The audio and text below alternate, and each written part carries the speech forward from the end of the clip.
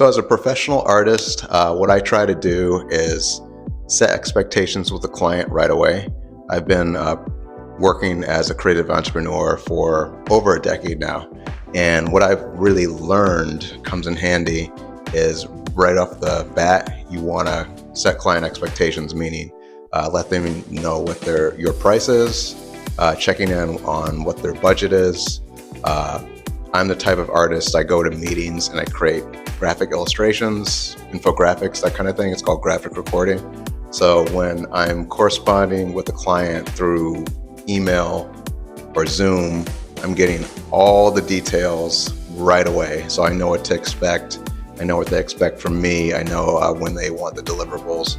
All that stuff is just situated right away. You can apply that if you're like a cartoonist, a designer, a photographer, photographer, and you just want to make sure the client is comfortable working with you, especially if it's the first time, because you're literally building a relationship with that client and you want to set them up where they can have a good experience and you can have a good experience with them. So how I do that is by setting the expectations, like I said, and then creating a contract. I usually have like a sample contract for each client, and then I'll be able to change it depending on their needs.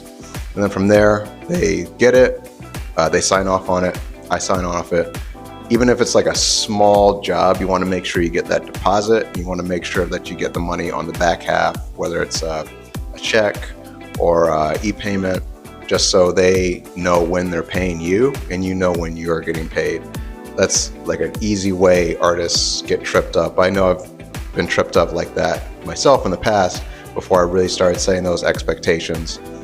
Before I started researching my prices, because that's another big thing too. You don't want to like quote some astronomical number and then you're not going to be able to get that. So try to think about how long you've been working in your chosen field.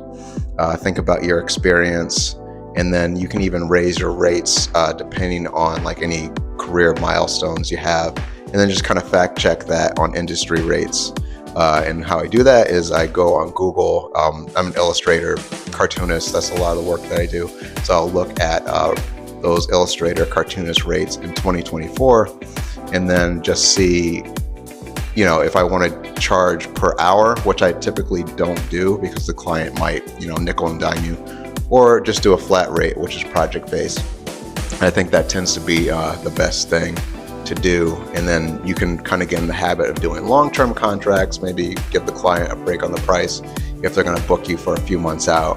And if they want to book you like last minute, make sure you're charging more for that because it does take extra work.